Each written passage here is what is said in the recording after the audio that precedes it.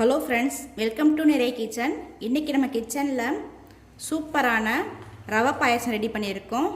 எப்பயுமே ஒரே மாதிரியான பால் பாயாசம் சேமியா பாயாசம் ரெடி பண்ணாமல் இந்த மாதிரி கொஞ்சம் டிஃப்ரெண்ட்டாக ரவை பாயாசம் ரெடி பண்ணி பாருங்கள். சூப்பராக இருக்குது, பார்க்குறதுக்கே அவ்வளோ அழகாக இருக்குது, டேஸ்ட்டும் அருமையாக இருக்குது.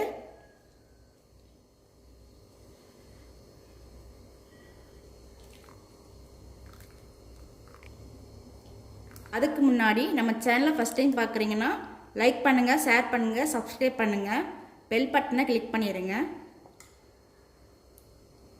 ரவா பாயாசத்துக்காக 1 ஸ்பூன் நெய் விட்டுருக்கேன். நெய் உருகிருச்சு. கொஞ்சமாக முந்திரி பருப்பு வறுபடவும் திராட்சை போட்டு வறுத்துக்கோங்க. இப்போ கொஞ்சமாக திராட்சை எடுத்துருக்கேன், நல்லா வறுபட்டுருச்சு. இப்போ ஒரு பிளேட்டில் எடுத்து வச்சுருங்க. அடுத்ததாக அதே நெய்யில் ஒரு 100 கிராம் ரவை எடுத்துருக்கேன். ரவை நல்லா வறுத்துக்கோங்க. ரவையை நெய்யில் வறுத்து போட்டால் டேஸ்ட் நல்லாயிருக்கும், அதுக்காக தான். அதுவும் இல்லாமல் ரவையில் ஒரு பச்சை ஸ்மெல் இருக்கும், அது போகிறதுக்காக தான் லைட்டாக வறுத்துக்கோங்க. ரவை வறுபட டைம் ஒரு 2லேருந்து 3 நிமிஷம் இருந்தால் போதும். ஏதோ இந்த அளவுக்கு வறுபட்டால் போதும், கலர் சேஞ்ச் ஆகக்கூடாது, இந்த அளவுக்கு இருந்தால் போதும். ரவை வறுபட்ட பிறகு பால் எடுத்திருக்கேன். பசும்பால் தான் இன்றைக்கி நான் எடுத்திருக்கேன். பால் சேர்த்த உடனே கட்டி சேரும். நல்லா கலரி விட்டுருங்க. கலரி விட்டுட்டு நல்லா ஒரு கொதி வந்த பிறகு தான் தண்ணி சேர்க்கணும். பாருங்கள், நல்லா ஒரு கொதி வர ஆரம்பிச்சிருச்சு. இப்போ தான் தண்ணி சேர்க்கணும். நான் பால் அளந்த டம்ளரில் தான் தண்ணி சேர்க்குறேன்.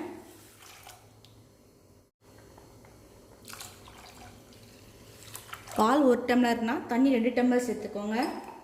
ரவை வெந்து வரும்போது சீக்கிரமாகவே கட்டி சேர்ந்துடும், அதுக்காக தான் தண்ணி கூட கொஞ்சம் சேர்த்துட்டா ரவை வெந்து வரும்போது கரெக்டான அளவில் இருக்கும். பால் கொதிக்கும்போது ஆடை சேரும், தண்ணி கூட கொஞ்சம் சேர்த்தா அந்த ஆடை சேராமல் இருக்கும். ரவை நல்லா கொதித்து வேகட்டும். அப்பக்கப்போ கிண்டி விட்டுருக்கோங்க, ரவை கட்டி சேர்ந்துடும்.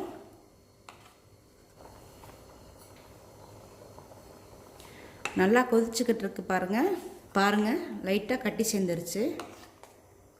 இப்போ கொஞ்சமாக சாரப்பருப்பு எடுத்து வச்சுருக்கேன், நல்லா மிக்ஸ் பண்ணி விட்டுருங்க. முந்திரி திராட்சை சேர்த்தாலுமே இந்த மாதிரி சாரப்பருப்பு சேர்த்தா ரொம்ப டேஸ்ட்டாக இருக்கும். கலருக்காக கொஞ்சமாக குங்குமப்பூ சேர்க்குறேன். குங்குமப்பூ உங்களுக்கு தேவைன்னா சேர்த்துக்கோங்க, இது ஒரு கலர் கொடுக்கும், அதுக்காக தான் குங்குமப்பூ சேர்த்துருக்குறேன். நல்லா கொதித்து வரட்டும். நல்லா கொதித்து வந்த உடனே லைட்டாக எல்லோ கலரில் வரும்.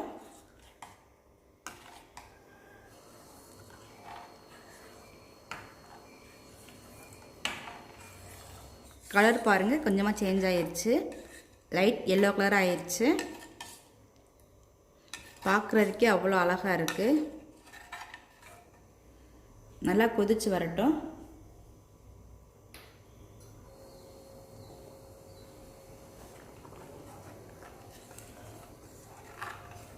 பாயாசத்துக்கு ஃபஸ்ட்டே ஜீனி சேர்க்கக்கூடாது. சேர்க்குறதுக்கு கொஞ்ச நேரத்துக்கு முன்னாடி தான் ஜீனி சேர்க்கணும்.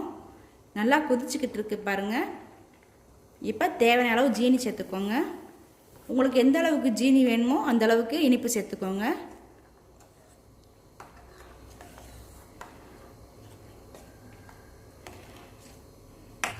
கலர் பாருங்கள், நல்லா சேஞ்ச் ஆயிடுச்சு.